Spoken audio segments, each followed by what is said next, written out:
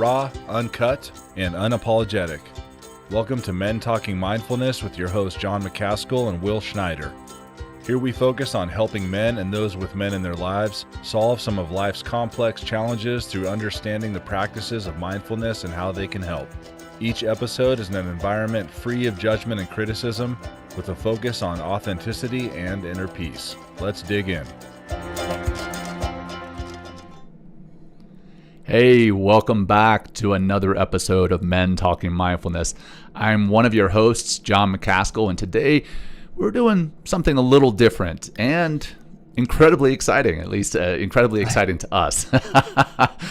We've always said that this space is as much yours as it is ours, and in that spirit, we're turning the mic over to you, our amazing audience. That's right, John. Hey, everybody. I'm the better looking one. I mean, the other co-host. John wrote this script for me, by the way, so I'm not just... Well, you are better looking. Yeah, it doesn't matter. Relative. I'm Will Schneider. Over the past few weeks or even longer, many of you have submitted your questions via our voicemail system, and keep submitting them.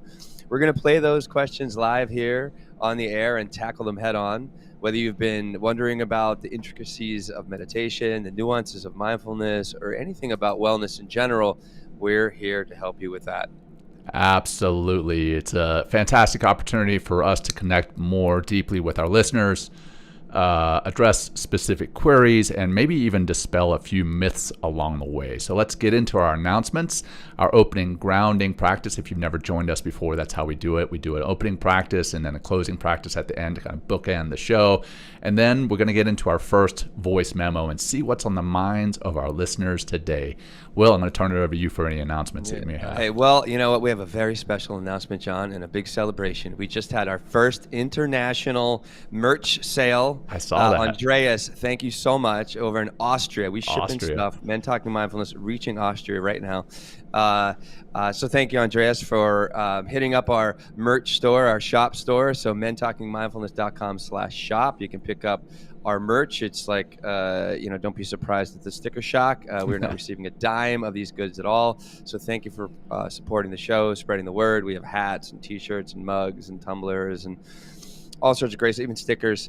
So thanks for supporting. And thank you all for being here, for tuning in, for sharing our podcast, for helping us grow, and for becoming more mindful.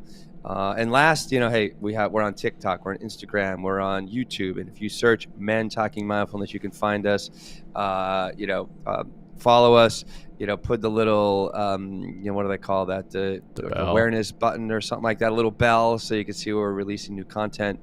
And again, we really appreciate you being here and supporting the show, and share it with your friends as well, which would be a big help. But let's do that grounding practice.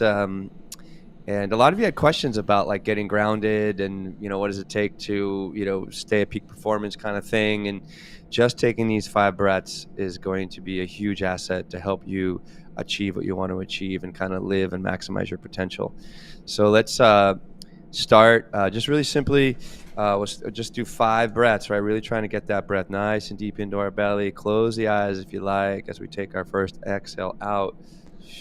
Let it go, let it go, let it go. Yeah, empty out completely. Feel that emptiness and take a nice big inhale through the nose.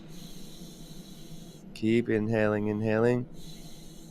Take a nice little pause and very intentionally slow your exhale out. And push all the breath easy out. And even kind of relax the body and the mind a little bit more as you exhale again. In for a big breath of 5 seconds. Out nice and easy, very deliberate, very slow, very intentional. Again, in. And exhale. See if you can drop deeper into your seat or deeper into your feet and really feel the grounding and the support of the earth underneath you. 2 more. In.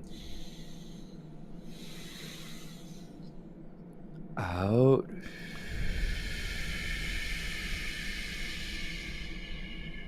One more big breath in. Fill it up, big, deep balloon. And let that go nice and easy. And just take a little moment, coming back to normal breath, and keep the eyes closed if if that's available for you. And just notice where you were just a minute and a half ago, and then 5 breaths later, and just kind of checking in and reflecting on how incredibly profound and simple just taking a few breaths can be to shift you from states of anxiety and stress and into a deeper grounded and a means of accessing more potential, because now we're dropped into the parasympathetic nervous system, the executive function, and now we just become more alive and more of ourselves. So that's what the breath can do, everybody. So open your eyes when you're ready, and let's dive into these questions, Jon. We've been working on this one for quite a while. So thanks for setting this up. This is what Jon's, what do they call it? Like a big idea in sense of like having a great way to connect with all of you. So maybe give us a little history of that, Jon, and we can dive into the first one. Yeah, my wife and I were in San Francisco, 2-3 months ago, and I was listening to another podcast, and the two hosts did this very thing, and it seemed to really connect the audience with the show. And I thought, hey, maybe we can do that. So here we are. We're going to have your questions on. So let's do our first question. So let's see what we got here. Let's see. A little drum roll for you. Here is the first question. Hey guys, this is James Corbett, and I wanted to know, what is a good way for you to practice mindfulness before a big speech, either the night before and or minutes before? Thank you, guys. Yeah, that's a great one. I do a lot of keynote speaking, and hopefully that came across well enough for everyone to hear. But the question was basically how to prepare yourself for a big speech, either the night before or minutes before. And I do a lot of keynote speaking, and the night before is huge. Maybe some grounding meditations, much like Will and I just did, or you all just did, something that really gets you connected into the present moment and helps you to tap into, like Will said, that parasympathetic state. A good night's rest is critical too. And if you're constantly stewing about what it is you might screw up on stage, what it is you might forget on stage, then you're not going to get a good night's rest, and then you're not going to perform as well. So doing some type of grounding meditation, one that I was teaching recently with Will is the 4-7-8 breath work. And that's taking a breath in for a count of 4, holding for a count of 7, and then breathing out for a count of 8. And that slow exhalation helps you to really activate that parasympathetic state of the nervous system. And that's a really great one to get some rest prior to. And then, the day of, just a few minutes before the speech, it's been proven that if you stand in kind of like the Superman stance with your hands on your waist, that can help to increase testosterone, which can help to increase your confidence and increase your performance. But as you're doing that, maybe do some deep belly breaths. Again, breathing nice and deep into the belly first, then into the chest, holding that for a few seconds, then nice slow exhalation. That's kind of my practice that I do before I get up on stage. Will, any insights from your side? Well, if you buy a Men Talking Mindfulness t-shirt, wear it underneath your suit, it's been proven to actually improve performance. And just, indeed, 100%. Yeah, exactly. There's well just played. a thought there. Yeah, just a thought. I'm just kidding. I mean, I really didn't. That's why we're wearing these shirts. Plug our merch store, but whatever. I think a big asset would be, a visual night before visualization meditation, like seeing yourself being successful, feeling your feet in this visualization, like in that space, and also get a good night's sleep. And I would stay away from alcohol. Like, oh, for sure. Don't consume anything that's really going to kind of mess with you the next day. Day of, like, I would start with a meditation. Get out there, also do some exercise. Like, get in your body, right? Like, we continue to reward the body, it's going to help open up the mind. So maybe getting a little bit of a walk or some workout if you have the ability. Get the heart rate up, get the sweat going a little bit, and then just like we did earlier, that 5 breaths, like that BAMO breath, if you will, like breathe and move on, like inhale for 5, exhale out the mouth, doing that 5 times, and really really work on very intently grounding. If you're standing for this talk, which most likely you will, like feeling your feet. Right. So those are some things like that that I suggest. Another thing that's really helped me in the past when I speak is like seeing the space before I go in. I was just going there, man. Yeah, Yep. just seeing the space, and that's going to help you with the visualization. Hopefully you can see it the day or two before, so that's going to help you with the meditation, or just even seeing, even the day of, just to kind of prepare the mind and for what's coming next. So those are what I would. And another thing I want to say is like prepare, like don't sell yourself short. Like you're giving a talk or whatever. John and I are both over preppers in a lot of ways, but I like to prepare so much that when, not to create anxiety, but just when it comes time to deliver, I'm so ready, because sometimes there's so many different moving elements in that space that might kind of wake up and try to distract you. But if you're really prepared and really ready, you'll be able to kind of avoid those distractions, or even utilize distractions to help enhance your speech. So right. There's some things there. I saw another great one on, I think it was actually a TED Talk on talking.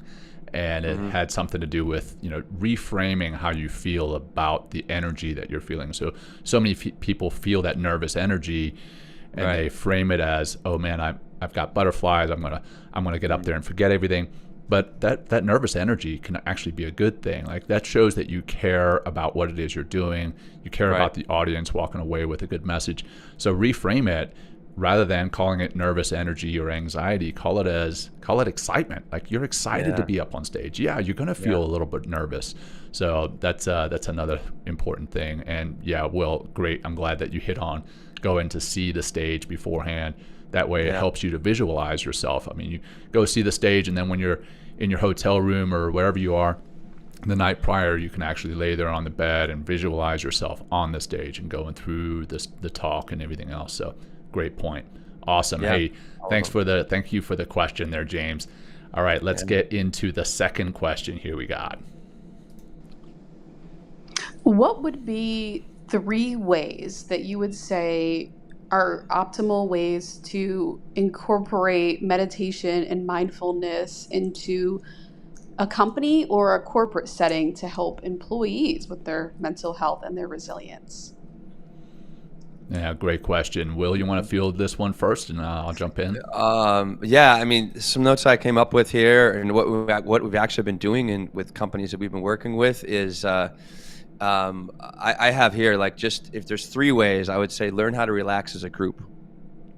So doing a group meditation, a group breathing practice, and really experience kind of that calm humanity of group relaxation. And it's like when you are able to energetically, individually and as a group kind of ground, it kind of turns a light on, like, hey, I don't need to be all stressed here. Like I can really, get calm. When I get calm, I have a clear mind, and I'm going to speak more clearly and activate, the ideas and the creativity, even more succinctly as well. Something about corporate situations as well. It might take a lot of strong leadership in order to do this, because you will more than likely experience some resistance. But if you have like a good, strong leader that is practicing and encouraging these practices, and that'll help to trickle down to the rest of the people. But that doesn't mean it has to be top down all the time. It could be from a group of people, like trying to corral a group to work together. I have another thing. It's like, maybe start a ritual of starting your meetings with a grounding practice would be a great way. And again, to remind yourself and re-experience as a team the ability to self-regulate. And to go even a step further, and what we've also been doing is provide your company with an experience. So calling us in for like a day workshop or something like that. I know it seems like we shamelessly plugging everything, but you know what I mean? This is what we do, you know what I mean? And we have profound effects on people that we work with or companies that we're working with. So providing an experience instead of just it being an idea or like kind of one-off like meditation or something you do, but getting a deeper experience can really wake up your company and your corporation or your business into like what's possible by getting to calm instead of being reactive and overcome with emotions and just being continually emotionally driven throughout the day. Yeah, so that's what I have, John. Yeah. Great points, Will. And we had former or retired Lieutenant Colonel Janelle McCauley on a few months ago. Yeah. And she was one of the kind of leaders of bringing mindfulness into the Air Force actively. And she would start, like you mentioned, she would start some of her meetings off with a breathing exercise. And, 85% of the people would participate. She knew that there was, another 15 who wouldn't necessarily participate. But when she did that, people connected better. They were more calm. They were more creative. So maybe they were able to come up with more creative solutions, those types of things. So very much encourage kicking off your meetings with kind of like we did, the grounding practice for kicking off the show. And it's just as much for us here, myself and Will, so that we can be grounded and in touch with what it is we're talking about as it is for you all as the audience. So that's a great way. We talked, and again, kind of a plug here, sideways plug, but we do the mindful workshops with some teams, and some of the things that we teach in those workshops are mindful breaks, the importance of taking those breaks. So many of us are in back-to-back Zoom calls. You schedule your Zoom calls for an hour, and you sometimes take an hour and 3 minutes, and you're late to your next Zoom call. So you're starting off in this reactive state. Maybe scheduling your Zoom calls for 50 minutes, take 2 or 3 minutes to process the call you just did, take 2 or 3 minutes to take a mindful break, just process how you're feeling in your body, physically and emotionally, and then 2 or 3 minutes to prepare for the next call. I think that's a great way. If you have longer, maybe getting up and doing a mindful break where you're walking around and actually getting the blood flowing in your body, because that's good for your body, yes, but it's also great for the mind. So taking those mindful breaks in between those calls. And then, Will, I love the kind of the group sessions and what that does for an organization to do some kind of practice together, so you're not the one and only person doing it. I think those are great ways to tie everyone together. So thank you for that question. I won't name names if you didn't name yourself. So I know who you are, but thank you for your question. And we'll move on to the next one here. Let's see what we got. Hey, Jon and Will. I have personally improved my well-being as part of this community, so thanks for all that you're putting out there. Mindfulness and meditation can sometimes seem at odds with the warrior spirit and a person's competitive nature. What thoughts or recommendations can you share about grit and perseverance, sometimes associated with suffering, and recognizing when one should take a pause to rebalance mind, body, and soul? Ooh, that is a great question. Deep question, yeah. It is deep. Thank you. And again, I know who you are, but I won't name names if you didn't name yourself. I don't know who the last two people are, so I'm just like, I'm in the anonymous state as well, so it's great. Well, that's awesome. Great question. And this comes or is very near and dear to my heart. With coming from a warrior community, coming from the SEAL teams, and now doing what I do now, it seems as though those two things are at odds. But if you look at some of the ancient warriors, the Spartans and the samurai, a lot of them practice some form of meditation or mindfulness prior to going on the battlefield. And what I think about is, who do I want next to me on the battlefield? Do I want somebody that is super, super charged up and kind of getting into that sympathetic state where you start to see through like a soda straw? Or do I want somebody who is more calm and able to see everything on the battlefield? I personally want the latter. I want somebody who is calm and is taking in the entire situational. I mean, mindfulness is really situational awareness. When you really boil it down to it, it's being aware of the present moment, everything that's happening in the present moment, what you're feeling, what you're seeing. I want somebody who is situationally aware. Mm-hmm. So that's one piece. And I don't think that the warrior spirit and competitiveness, I don't think they're mutually exclusive from mindfulness. And then, taking it a step further to your question, grit and perseverance, I think that's a part of mindfulness. One of our new shirts says, strong mind, stronger man on it. Mm-hmm. And I think that having that strong mind is going to give you the ability to have that grit and that perseverance. I mean, it takes grit and perseverance to practice mindfulness and meditation. So I think that's a little bit. And then, the true warrior, I think the true warrior also knows when it is time to kind of recharge and recuperate. And then the other side is when it's time to charge the hill. There's, again, kind of two different sides of the same coin, but you need to rest and recuperate in order to charge that hill. So that's my 2 cents on kind of embracing the warrior spirit and mindfulness, grit, and perseverance. Thank you for that question. Well, a true master warrior never draws his sword. True. I mean, like, if they absolutely last resort, yes, they'll draw their sword. But so why aren't they drawing their sword? Well, I have here, like, I mean, we have a competitive nature. It's just how we are as human beings, especially as men. Like, we seem to definitely are able to get those competitive juices flowing. Yeah, and in that peaceful warrior spirit, that keeping your sword sheathed, but but maintaining, like Jordan Peterson says, like, you can still be dangerous, right? But you don't have to be threatening, or you don't have to be authoritative, or you don't have to be an asshole. You know what I mean? So how do you make it a win-win, like in whatever situation you're doing?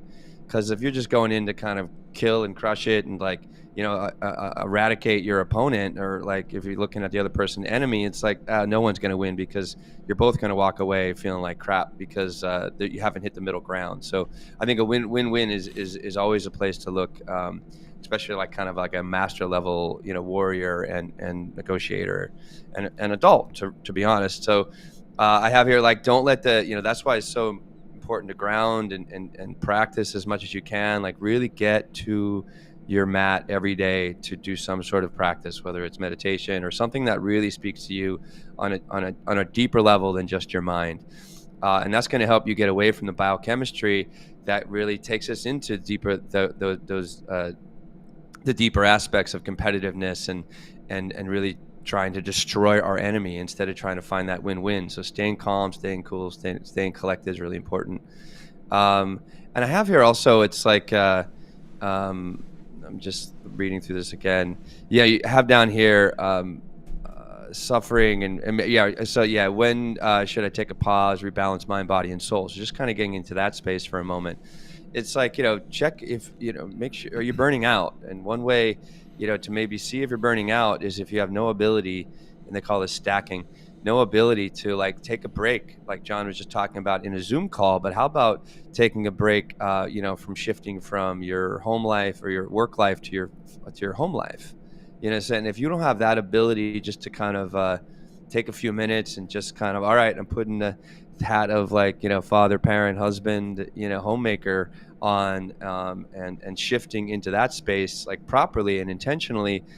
And you're just kind of running around from one thing to the next, to the next, to the next, instead of, like, taking these moments and really being intentional about what you're getting to next, then you might be struggling with some burnout, and maybe you got to take a deeper look and a way to kind of de-escalate and relax. And I suggest getting back to nature is a great way, to kind of find more of that balance, like go on a hike or, the gym on a weekly basis and getting your body's good. But what about getting back to nature, and, like, whether it's walking in barefoot, forest bathing, what I mean? Taking in some breath work while you're out there. Another thing just to avoid burnout is setting boundaries, like, find ways to shut down at night, to reduce, some stress. But also it's like, set some boundaries around your technology as well. Mm-hmm. You don't need to be go all the time. And another thing is just, and you're going to hear some of the same things over and over as we go through this. It's like getting good sleep. Like, there's a really, if you want to learn about better sleep, we have a great episode with Nita Shattuck. Dr. Nita Shattuck, who works at the Naval Postgrad, and we had a wonderful episode with her, I think in season 4, about better sleep. And that's just a great way to, listen to that, plug in the show again. All good. I mean, there's a lot of great information, information in there. Another great episode with Robert Sweetman on that. Yes. I mean, the audio was probably less than ideal, but the information that Robert put out on sleep and ways to get better sleep and kind of the cognitive setup that we have for, like, if you're getting bad sleep, then you convince yourself that you're a bad sleeper, and doing some type of cognitive behavioral therapy to rewire how you think about how you sleep. I thought that was fantastic. Yeah. And that's where I'd stay with that, yeah, get physical, get out there, release the stress of your day.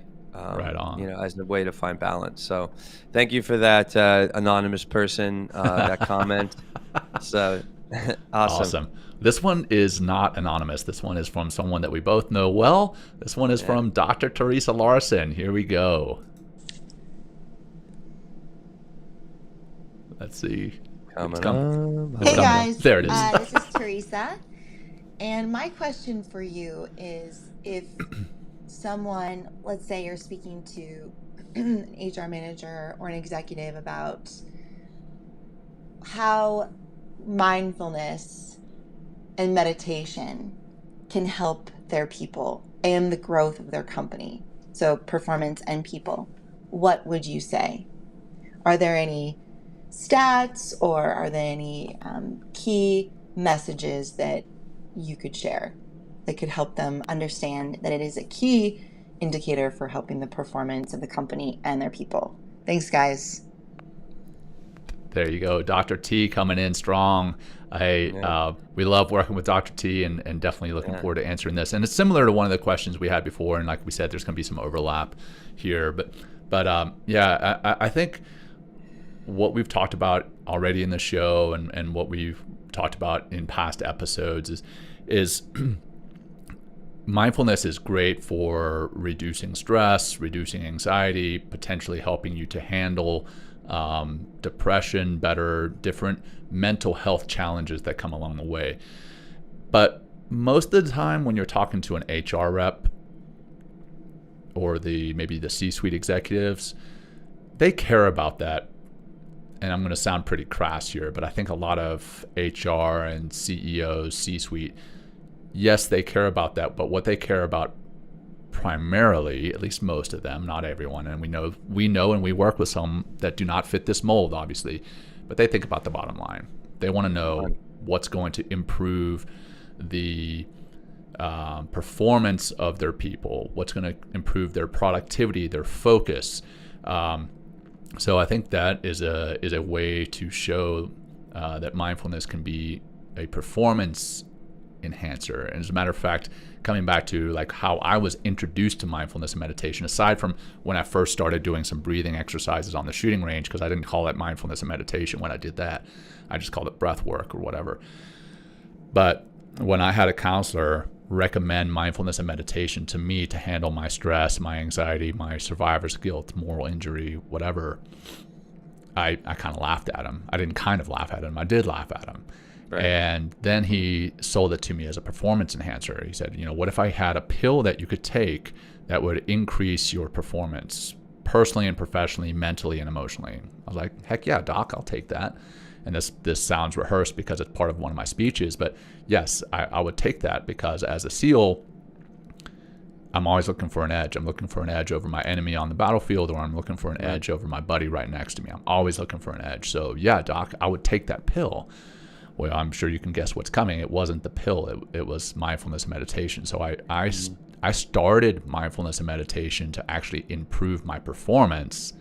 And then the byproducts, side effects, whatever you want to call it, was that I was better able to handle my stress, my anxiety, my depression. Now, it didn't go away, but I had new tools to help me handle it and process it. So I think that's a piece.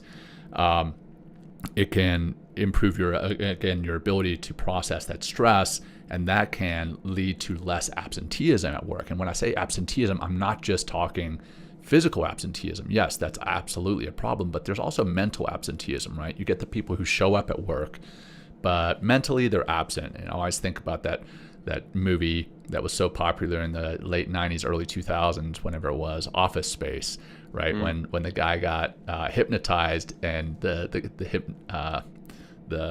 hypnosis, the guy doing the hypnosis actually died in the middle of it. So he was permanently hypnotized to be more relaxed at work. I think about that, and the absenteeism rate that can be reduced through implementing mindfulness and meditation at work. And then we've talked about this also. There's studies that have shown that mindfulness improves focus, cognitive flexibility, enhanced productivity, And then, better emotional intelligence, because you're tapping into both lobes of the brain, right and left. You can actually tap into better emotional intelligence. And I think that's a part that you have to sell to HR so that you can bring those other side effects or additional benefits, if you will, to the employees. I'd walk them into it in some ways. Ask them their question. It's like, so what are you doing to improve the focus of your company? What are you doing to enhance creativity?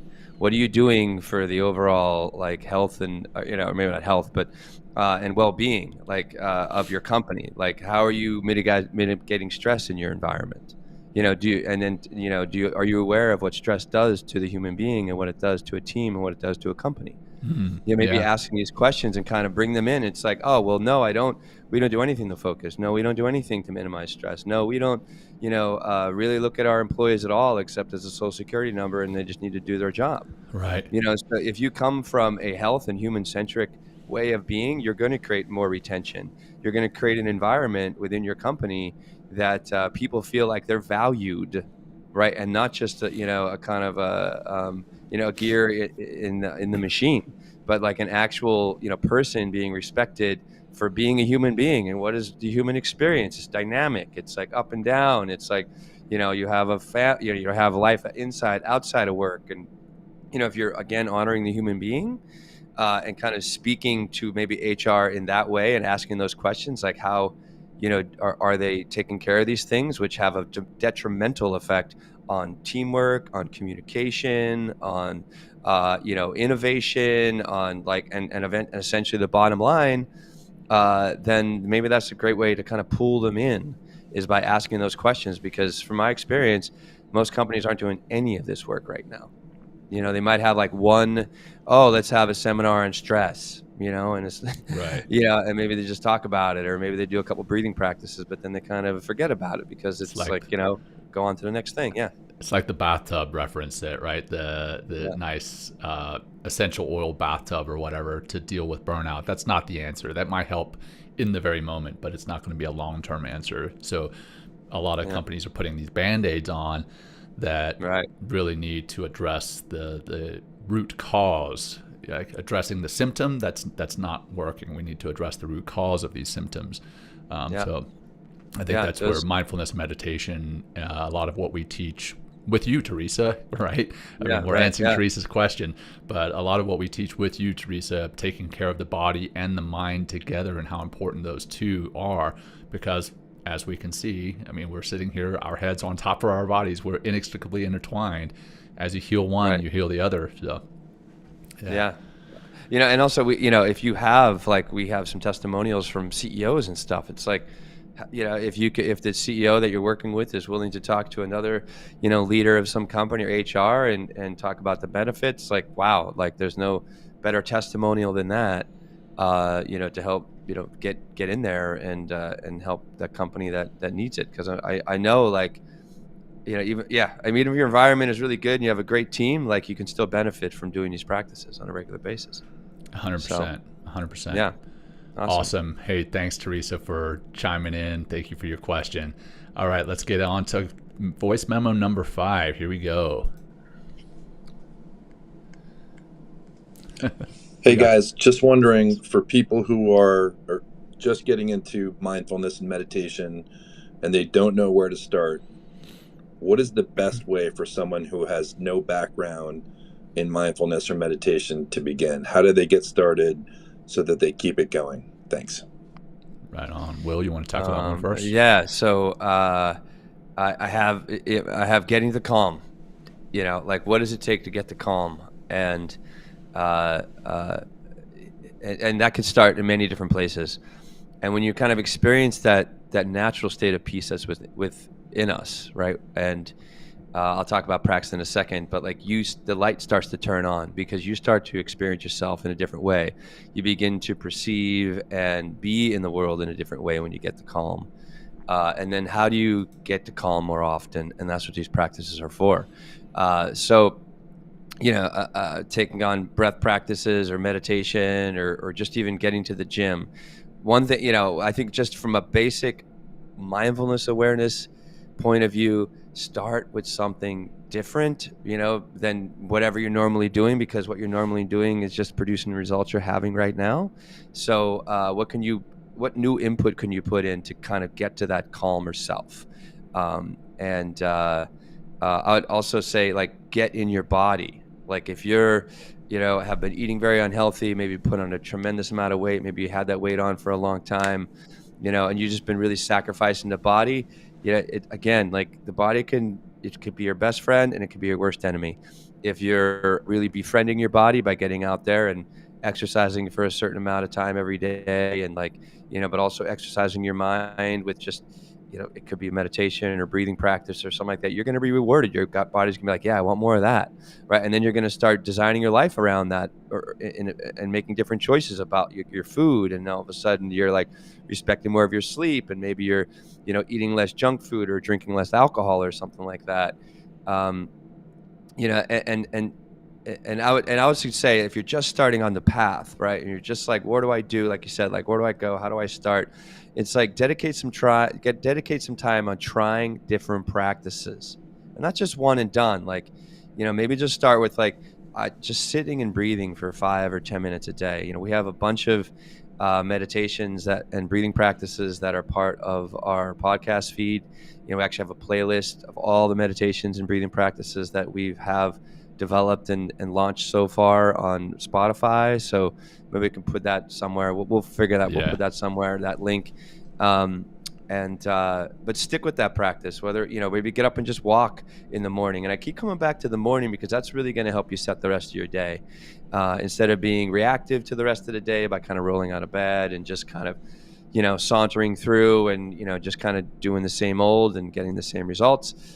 What if you create different input in the morning? And, taking on some sort of practice does not, again, like Jon said earlier, it doesn't have to be long, 5, 6, 7, 10 minutes, maybe something longer, maybe it's a long walk, but, start your day off on your terms instead of everyone else's terms. And I said, what I have here is keep it simple, keep it doable, and keep it repeatable. Yeah. Right. So huge. like those 3 things are very, like, because the more that you show up and make the time for show up, not hoping it shows up, make the time on your calendar, just like any other appointment, is going to be a big difference. And then last I have here is accountability.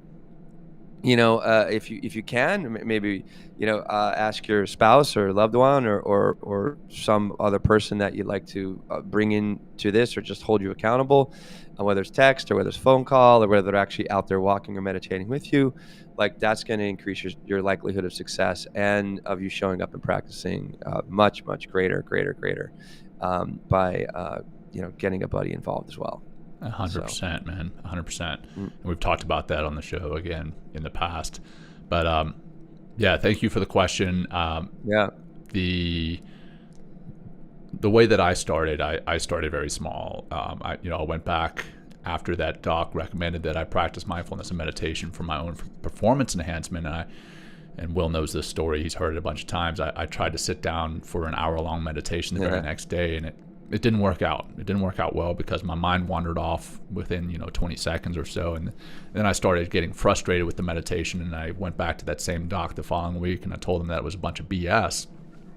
And he asked me how I started, and told him what I just said, and he's like, well, that's like lining up at the starting line of a marathon without ever having run a step before, or going into the weight room and getting under 350 pounds on the bench press without ever having lifted weights before. You can't do that. Right. You got to start small.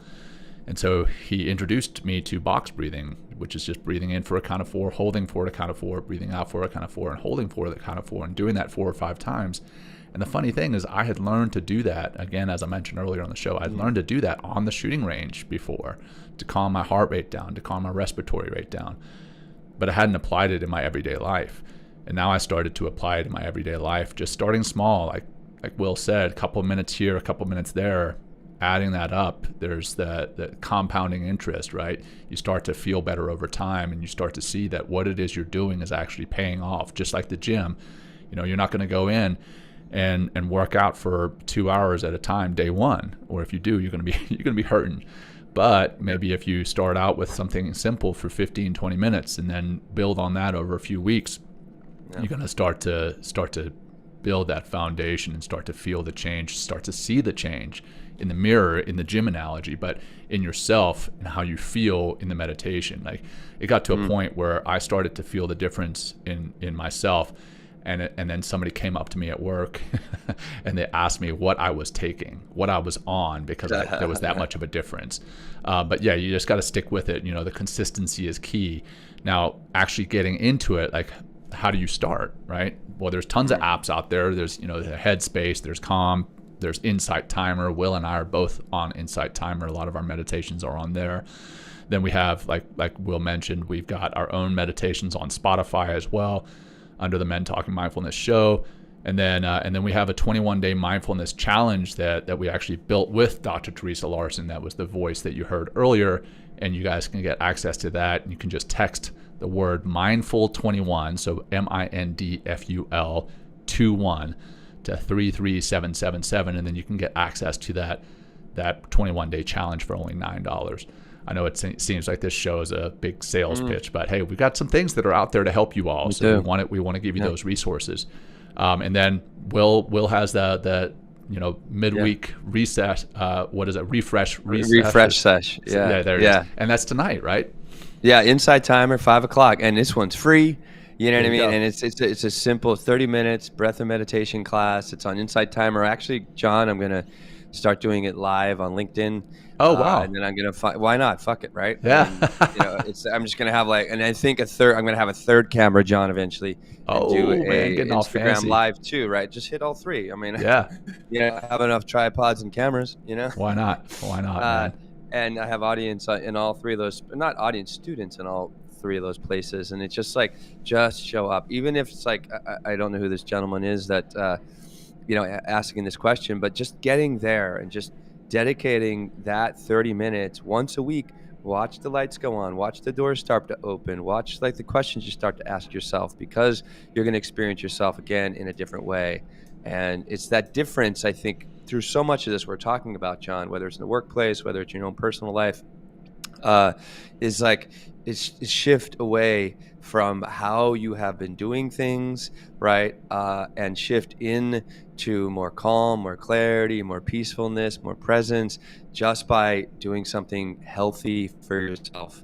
One thing I'll say, John, as well is I've been if you feel like mindfulness and this stuff is kind of for sissies and weaker people or whatever, right? I just did it again today. I do the 11-minute inner fire breathing practice with Wim Hof on YouTube. I love it. And it's just 11 minutes, you just jump right in, follow along, and that is I've been doing it for 6 months now, every day for 6 months. And we did it last week. We did it last week together before before we stepped on stage, or before we stepped into our classroom with the company we're working with, because we want to be prepared. We want to keep the lights on. We want to keep that focus. We want to keep that energy moving through us. So that could be great. That inner fire breathing practice is just, wow. After just even 4 or 5 days of doing that, you're really going to feel a massive difference in yourself, because of how that breathing practice lends itself to just activating so much of more of our human biology. Right. 100%, man. 100%. All right, let's move on. Thank you again for that question. I actually don't know who that one was, but all good. Just another fantastic listener. Yes, indeed. Thank you for the question. So here we go with another one. Hey, this question is for Will and John. 2 questions, actually. Number 1, how do you regulate your emotions? So if you're in a really heated conversation or argument, or just there's a lot of stuff going on and you're really tense, how do you self-regulate and kind of get your emotions in check? And then a follow-up question, if you are unable to regulate your emotions during that heated time, how do you repair the situation? So if maybe you said something that you regret or acted in a way that you regretted, what do you do to then repair that relationship? Looking forward to your response. Thanks, guys. Awesome questions, and very important ones. We actually did an episode on crucial conversations a few months ago, and I think that's a book that's out there. But what we covered is the ways to have those crucial conversations. But we didn't cover the regulation during the heated moments, or at least not so much. And I know, Will, one of your favorite things is the stop method, right? Stop, STOP, stop, take a breath, observe, and then proceed. So I think that is when you start to get heated, stop, right? Pause for a second, analyze what's happening. A lot of the time, and this comes back to the Crucial Conversations book and the conversation and the episode that we did on that, a lot of the time we get into a point where we're trying to win the conversation rather than actually get what we want out of the conversation. So like in a situation where, maybe a romantic couple is together and they're having a conversation and it starts to get escalated, rather than remembering what the conversation is about, it all becomes about winning the conversation. And those same things can happen in the workspace. But we got to stop, realize what's happening, realize what it is we want out of the conversation, then take that breath to, again, activate the parasympathetic side of the nervous system, which is the rest and digest. It's going to calm us down. Then observe your feelings.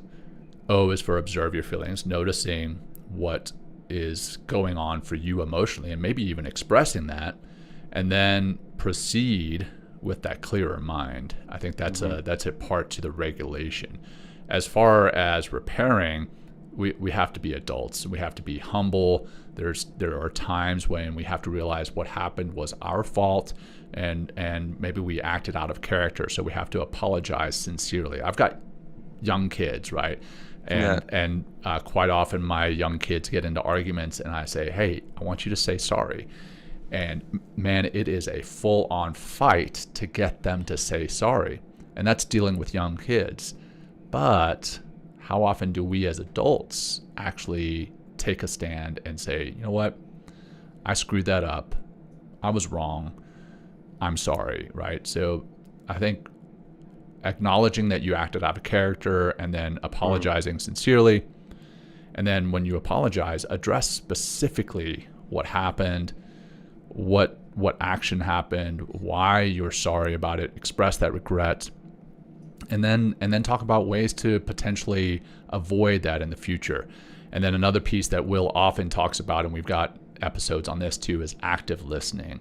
When you apologize, listen to what the other person is saying in response to your apology, and try not to be reactive in that sense, but actively listening to their feelings and where they're coming from. So that's, in my opinion, that's a way to tie mindfulness and meditation into both the regulation and the repairing. Mindfulness and meditation, it's not just about meditation. You can be mindful in the conversations, mindful about how you're acting in the conversations, and I think that's the crucial points.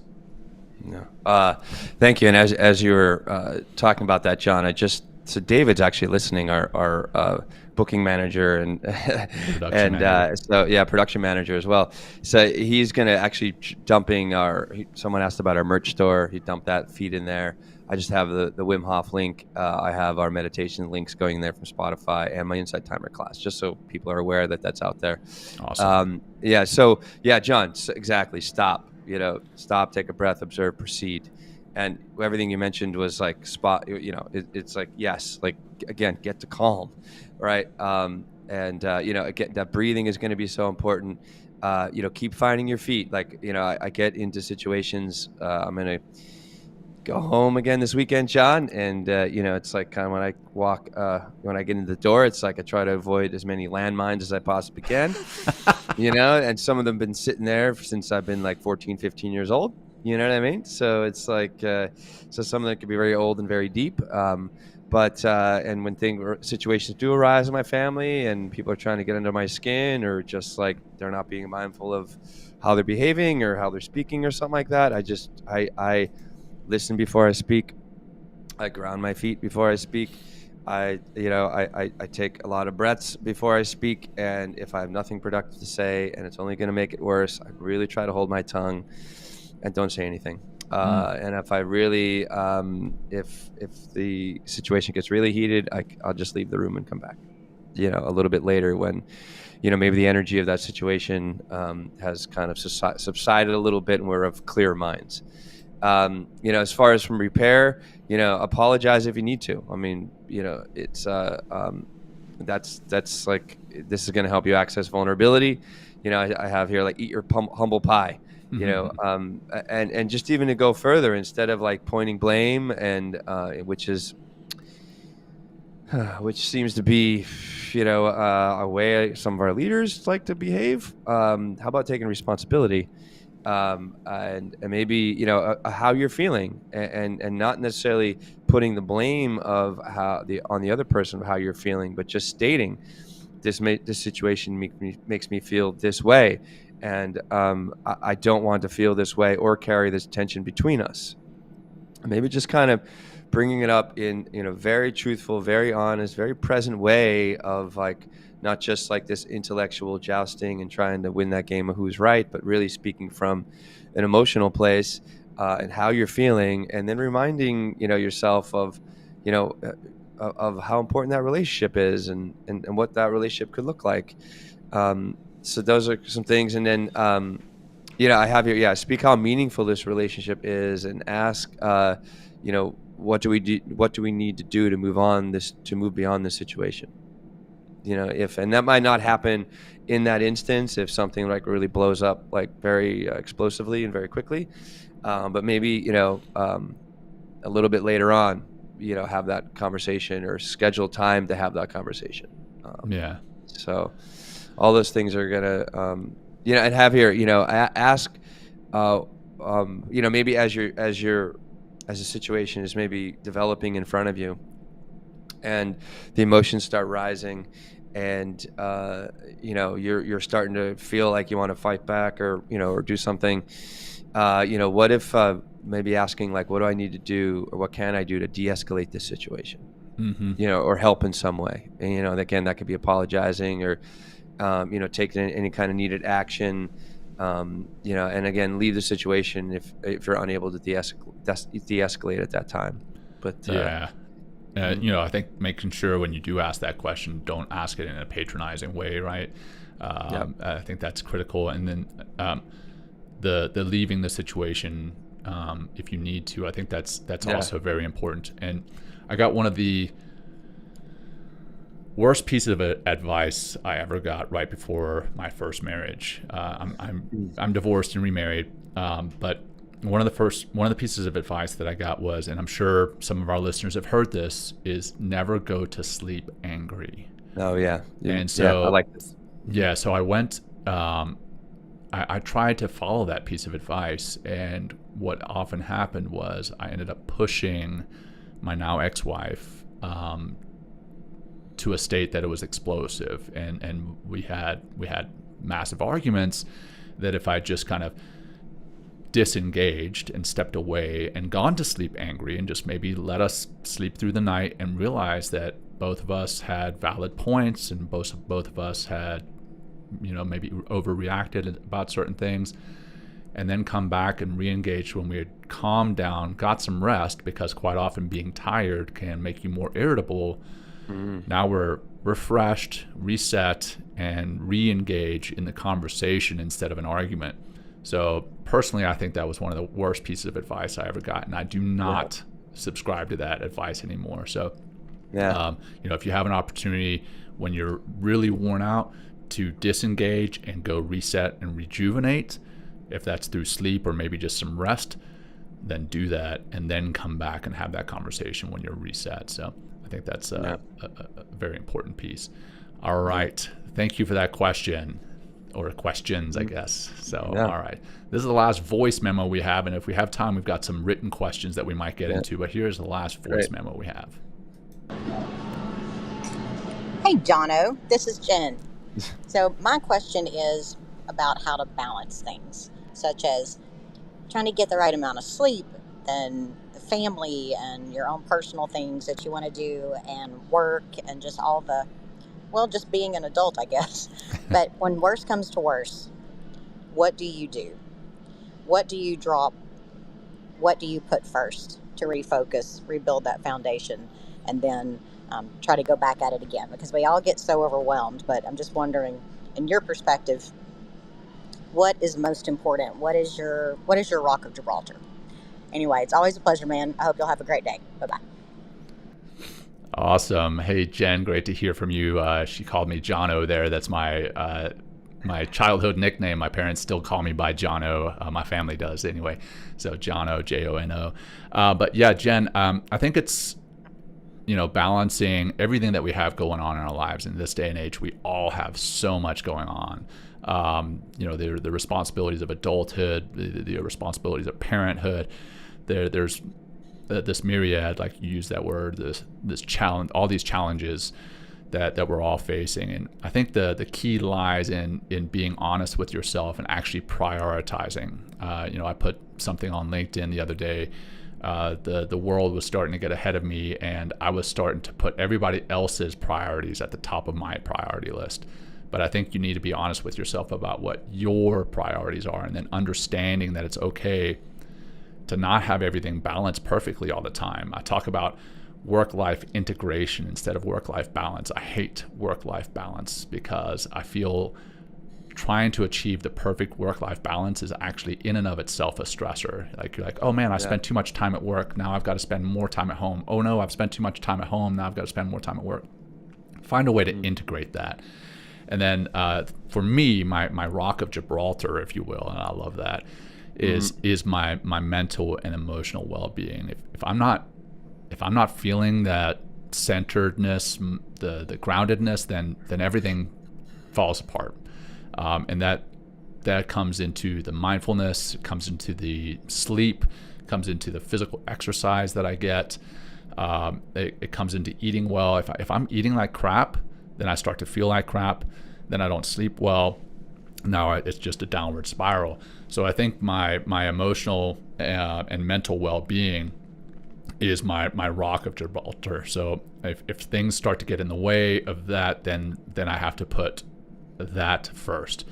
And this could be as simple as me stepping out and taking a 10-minute walk, taking a break in between Zoom calls, like I talked about before, or just sitting in silence for a few moments. So that's a piece of it is my rock of Gibraltar. And then when it comes to the personal versus work responsibilities, I think it's, and Will and I have talked about this and still talk about it regularly, is having clear boundaries. And once you set those, you actually have to maintain them. So many of us are great about setting these boundaries, but then we don't respect them, our own boundaries and other people's. So this means saying no. Like, a lot of people come to you and they're going to ask you, hey, can you do this? Can you do that? And the inclination is you want to be the hero and kind of save everybody, and you want to say yes to everybody, but you can't. So you have to find a way to say no, and no, saying no without having any type of validation, just saying no, I can't do that. Like, again, another piece of saying no, everybody feels like they have to say no because of this or no because of that. No is a complete sentence, is what I heard, and you just have to be you have to get comfortable saying no, because if you say yes to everything, what you're essentially doing is saying no. You're not going to be able to give your best to everything, so you have to say no. And then lastly, it's important to take a step back and reevaluate those priorities. I mean, my priorities when I was an 18-year-old versus my priorities when I was a 30-year-old versus my priorities now, they're completely different.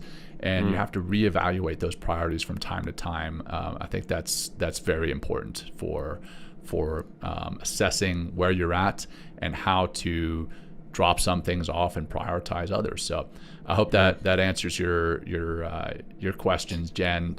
Always great to hear from you. So anything, Will?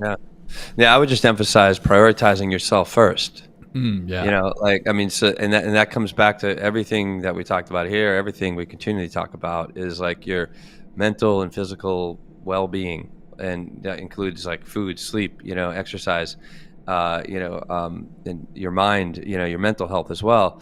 And if you just if you start prioritizing yourself, and making time, again, morning's the best time to do it because you're kind of setting up the landscape potentially for the rest of the day by setting your health and your well-being first. It's like you're going to have an easier time to set those boundaries like you talked about, and to say no and this and that, because you're getting, what's so nice about mindfulness is it's an intentional way of living. And the more that you intentionally use your time in order to optimize your experience and create more joy and happiness and more peace in your life, things are going to shift for you. naturally they're going to shift for you but it takes, again, a dedicated time that you need to do this every day in order to really achieve that state of clarity about who you could potentially be. So that's what I would say. And the Rock of Gibraltar for me, and I think it could be, is just finding my breath, being with my breath, because that just takes me right in. Like, that's why I mentioned in the beginning with the 5 breathing, with that 5 breath, practice in the beginning, just taking those 5 breaths, it kind of wakes me up like, oh, this is Will Schneider.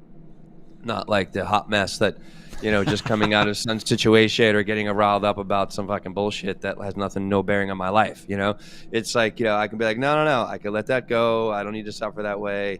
How can I move on beyond this? And the more you do that, the more you rescue yourself from, this emotional roller coaster that you can just be on your whole life. When you pull yourself off that roller coaster, it's like, wow, this is how life can be. And the answer is yes. But you have to show up and you got to practice and keep listening to the show. That's right. And there's a lot of practices that we constantly put out there, and it will help you. That's why we do this. Amen to that. Here's a little applause for that. We're waiting to use that one. That's awesome. Thanks, John. We got to find applause for yours. Both of us. Applause for all of it. Well, I got to give a shout out to our those who put in voice memos. I see some messages coming in on LinkedIn and Facebook as well, and one from my sister, my older sister, who's a rock. Nick, thanks for listening to the show. Love you, sis, and thanks for the comments. All right, so that's the end of our voice memos, but I know we've got a little bit more time. We've gotten some questions sent to us via email that I'd like to cover a couple of, if you're comfortable doing that, Will. Oh, I'm sorry. I was reading this from your sister. She's, thank you so much, Jon and Will. Best quote ever. No is a sentence. I love that. Thank you so much for all that. Learning boundaries, and how old and how and I'm how old? Question and mark. I'm how old? Right. I'm Scott. Yes. Okay.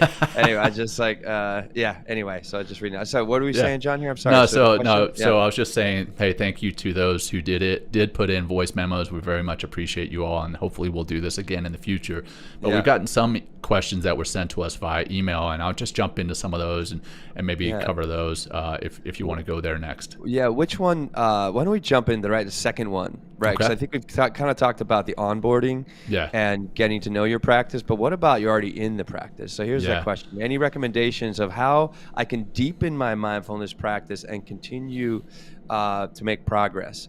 To deepen your So what is that? So how do we? So somebody's already been doing this for 1 year, 2 years, 3 years, maybe 5 or 6 or something like that. It's like, and they want to go deeper. What are you thinking, John? Yeah, I mean, again, continue just like you would for the gym. Continue going and continue working on your practice, and start to incorporate it into like all that you do, right? So we have the meditation, right? That's great, and I very much encourage meditation. But when the meditation, like Will, as a yoga teacher and yoga practitioner, I'm sure you've used the term, what happens off the mat or something to that effect. Well, what happens outside of the meditation? You have to be mindful in your relationships. You have to be mindful in your work. You have to be mindful of yourself and your emotions that you're experiencing, not judging yourself or those emotions. I think, incorporating that mindfulness into all that we do, everyday activities, which I know a lot of us are doing, but maybe while you're walking, you pay attention to the sounds of your feet hitting the ground, or the sensation, the physical sensation of that. You pay attention to the breeze blowing over your skin, or the leaves blowing in the trees. Doing a mindful meal, like eating. So many of us have our phones in front of us or our computers in front of us while we're eating a meal, and we don't even know what it is we ate. Like paying attention to the shapes, the textures, the colors, the smells, the tastes of the meal. Maybe having that meal with someone close to you that you love and enjoying the experience, or even like something as mundane as household chores. I forget, I read it somewhere this morning. Somebody said something about, maybe in one of my LinkedIn posts, they commented about incorporating mindfulness into their everyday chores, their household chores, when they're sweeping, right? Sweeping the kitchen, sweeping the floor. They pay attention to what that feels like. They pay attention to what it is they're experiencing. So it's really all about being present and fully engaged with anything that you're doing, with the task at hand, the present moment, and then acknowledging your senses and your emotions in those moments. I think that's a way to really deepen that mindfulness practice. Anything from you, Will? Yeah, for sure. I would suggest sitting longer. Like if you've come this far with your practices and imagine that you meditate on a regular basis, I would say increase the time in meditation. Or, and maybe you're already at 20, 25 minutes. What if you start for 30? What if you start for 30 minutes a day? And just like, that's like, I know it only sounds like 10 minutes, but the mind will take you to new places in that extra 10 minutes because you've already developed a pattern within your meditation of just doing 20. So that could be a great way to deepen your practice. I would start studying some masters, pick up some books, and read. And I would go on a retreat. Like I've done Vipassana meditation 3 times now. It's like 10 days in complete silence and 100 hours of meditation, 10 hours of meditation a day. Every meditation is an hour. Profound experiences, like the hardest stuff I've ever done, but the most rewarding at the same time. Maybe not at the same time because it's fucking hard, but it's really hard. But it's like, I come out with deep, deep, deep insight that I would not be able to gain if I didn't take my time to deepen my practice, to go sit and study and practice with practices that have been around for thousands of years because they work. That's flat out why they work. Another thing I'd recommend, this is just a recommendation, is I have had profound experiences taking psychedelics. And it might not sound like it's deepening, my meditation practice, but what psychedelics and how I'm beginning to understand how to speak to psychedelics, it gives you a peek behind the curtain of consciousness that you cannot get there by being sober. You just can't. And I don't want to use the word sober. Well, I'm not. Right. Well, I mean by just being, breathing practice, the holotropic breathing. But I'm saying just like, having an altered state of consciousness. Yeah. And psychedelics is a way to do that. And they've helped me to just understand on a deeper level what it means to be kinder to myself and other people. What does it really mean to be connected to the whole and having the actual experience instead of it just kind of be a thought. It's opened up more of my heart. It helps me to observe my relationships and how I could be kinder, more loving, and more deliberate, more present in my relationships, and apologize where I need to. It just has really helped me to double, triple, quadruple down into how incredibly important it is to be mindful and to practice and to be a good, loving soul and a person in the world. But that's like, it's a deepen your practice. Psychedelics, if that's an opportunity, go ahead and do it. Or if you want to go down that route, if you can, I highly recommend it. So those are some things the ways that I would definitay deepen and sit with masters, sit and learn from masters. With the psychedelics, I just want to put out a disclaimer that you don't want to do that on your own. You don't want to do that, as a kind of a recreational use, where you can, but right. That's not what we're talking about. We're talking about using it as a healing modality, and when you do that, the set and setting are important. And what I mean by that is, what your mindset going in is not going in just to have fun. It's going in to really kind of, like Will said, peek behind the curtain. And then the setting is very important. So where you are, who you're surrounded by, do you feel safe, that kind of thing. So I think that's very important. The other thing, this is actually an answer to another question, but may as well wrap it up into this, in terms of deepening your practices or advancing your knowledge, doing some research, reading on it.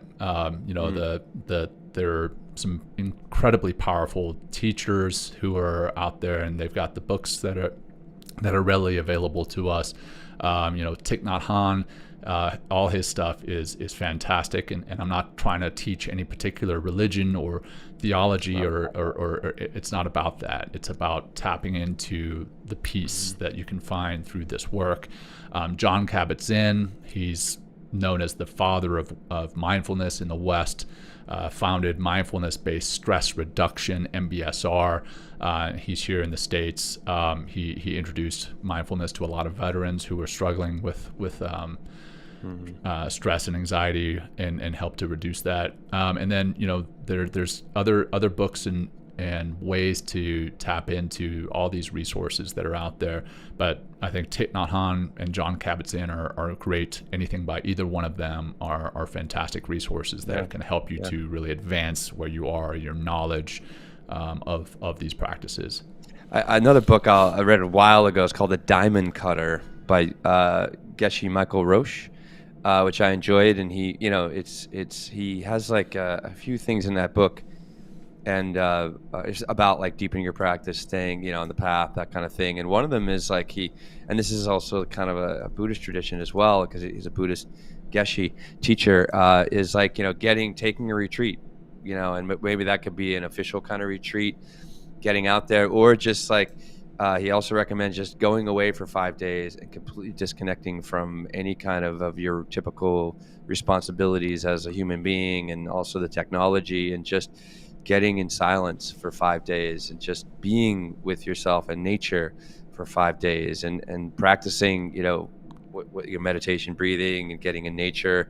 And it's just like, it's amazing when you get quiet, John, and you really begin to observe yourself, like what is going to boil up to the surface. And I was shocked, John, as I sit there in my third Vipassana after, like, I've been on this path for almost 20 years, like the rage and the anger and all the fucking shit that's down there. I'm like, oh my God, it's like, there's always work to do, but, and I was glad that was, part of my experience, because I got to see it, I get to know it, and now it's like not so scary, or it's less likely to control me in some ways.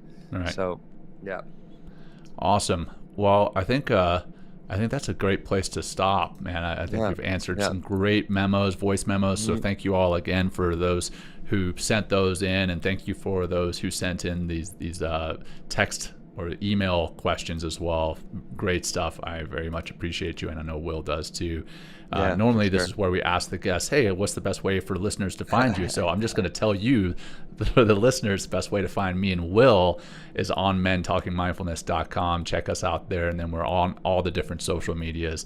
My little boy, he's just now learning how to say the TH sound.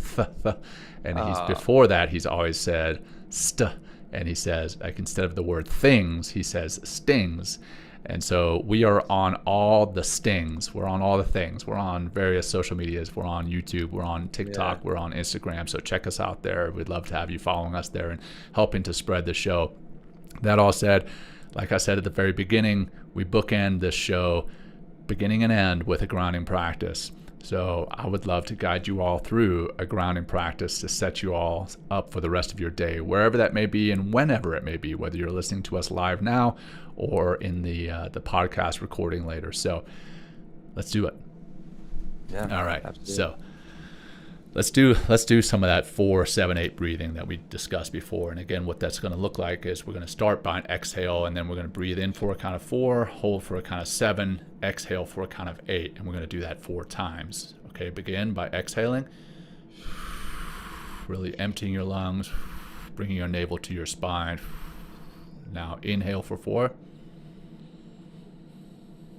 hold for 7, 6, 5, 4, 3, 2, 1. Exhale for 8, 7, 6, 5, 4, 3, 2, 1. In for 4. Hold for 7, 6, 5, 4, 3, 2, 1. Out for 8, 7, 6, 5, 4, 3, 2, 1. In for 4.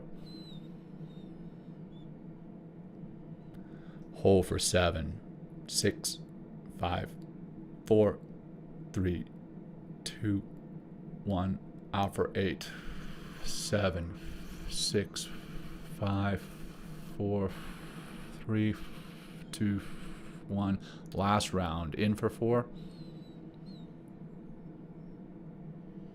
Hold for 7, 6, 5, 4, 3, 2, 1. And finally out for 8, 7, 6, 5, 4, 3, 2, 1. And relax. And now just to start, bring some movement back in your body, rolling your shoulders, wiggling your fingers, your toes, maybe moving your neck around.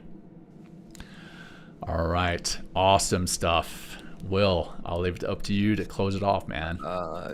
Hey, thank you, everybody. I can't believe we're in our halfway through our 7th season now, essentially, and we just did an episode having the voices of our audience on our show. So it really shows how far we've come, and that just lends itself, I think, to how much we appreciate all of you for listening to the show, supporting the show, but also beginning, like all these questions are all about how can I